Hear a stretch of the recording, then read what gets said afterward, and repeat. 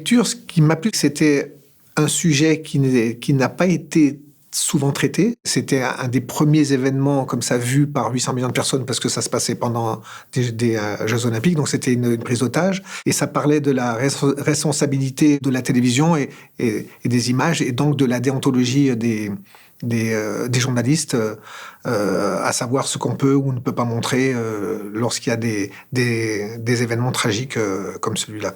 Qu'est-ce que je dis à mes cadreurs? Comment ça? On peut montrer des gens se faire abattre en direct à la télévision?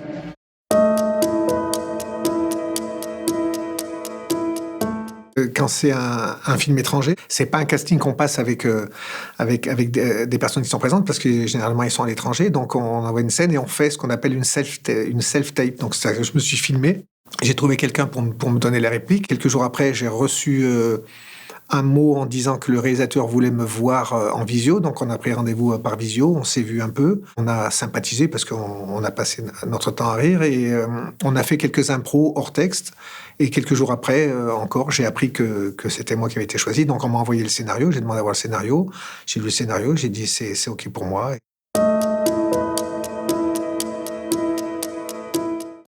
C'est exactement le clou, parce que comme je sais qu'il y a eu des scènes qui ont été tournées, parce que qui ont été un petit peu tournées à l'extérieur. On voyait je sais plus quel personnage chez lui avec ses enfants. Et, ouais, tout ça a été tourné, mais a été coupé au montage. Donc je pense que la force du film, c'est que on est vraiment immergé dans l'ambiance et dans la régie et dans toutes les salles, parce qu'il y a un bureau, un régie, une salle d'interview, et qu'on est pris du début jusqu'à la fin. Et ça, on le sentait déjà à la lecture. On était en 72 où qu'on soit, donc c'est ça qui a permis aussi de rester dans l'ambiance du personnage et du récit.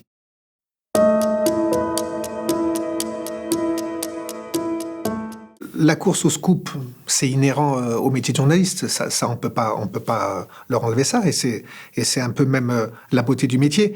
Mais comme vous venez justement de le dire, c'est que aujourd'hui, il y a tellement, on sait tout dans la seconde pratiquement. Et on en arrive à de la désinformation, à du mensonge, à des fake news, à des images trafiquées. On peut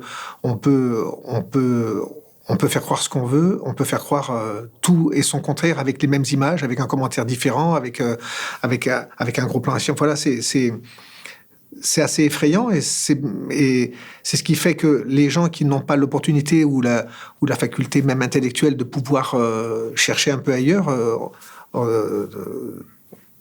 ces gens-là sont facilement manipulables et trompables. Donc c'est le danger des images, et ça, c'est de plus en plus. On y est confronté de plus en plus. Je vais pas parler de l'actualité, mais voilà, la manière dont sont traités les uns et les autres n'est pas toujours juste. Et voilà, ça manque d'équité, évidemment. On est à moins de 100 mètres des lieux. On est les seuls à pouvoir assurer un direct. C'est notre sujet. On le traite jusqu'au bout.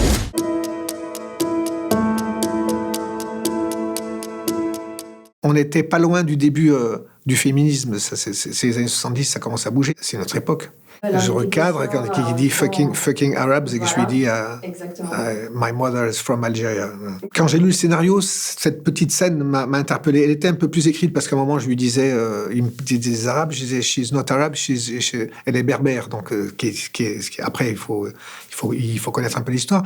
Et ça, on a tourné un moment où je disais elle est berbère, she's Berber, she's a Berber, she's not Arab. Enfin voilà, on a tourné plusieurs choses pour qu'ils sachent. Et c'est ce que j'avais senti aussi lectures, c'est tout est subtil. On n'était pas dans une régie de macho.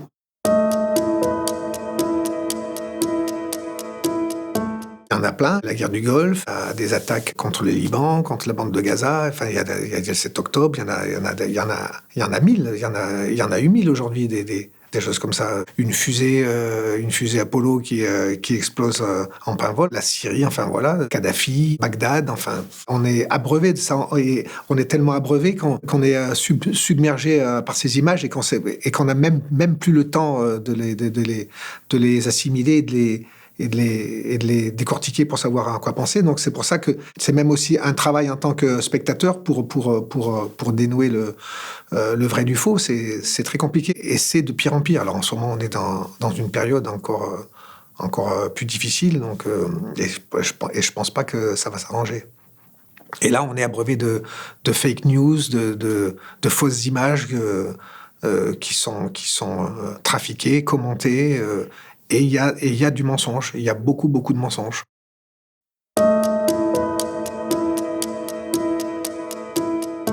Évidemment que j'ai dû l'entendre aux infos, mais les infos, c'était pas comme aujourd'hui. Les infos, c'était le soir, la journée on était à l'école, le soir c'était presque un petit peu tard et c'était l'heure où on était pratiquement couché. Donc ça n'a rien à voir avec aujourd'hui. On n'avait pas un iPad ou un iPhone sous les yeux où il y avait des flash infos toutes les minutes. Donc à cette période, j'ai dû entendre parler de tout ça, mais ça m'a pas marqué outre mesure. C'est après, en grandissant, que j'ai connu ce moment-là et le reste est la suite.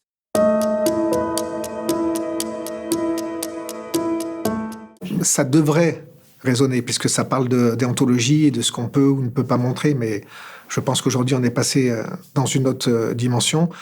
J'espère qu'il y a quand même beaucoup de journalistes qui se posent les bonnes questions, mais journaliste, ça veut rien dire. Il y a de tout. C'est comme les comédiens, c'est comme n'importe quelle profession. Il y a des compétents, il y a des moins compétents, il y a de tout. Donc, évidemment, ça devrait. On doit toujours se poser des questions, qu'on soit comédien, comment on appréhende tel rôle, tel scénario, tel personnage. Alors, je vais pas donner de nom ni d'exemple, ça ne se fait pas, mais voilà, il y a à boire et à manger. Mais ça devrait. Je vous remercie beaucoup pour votre temps.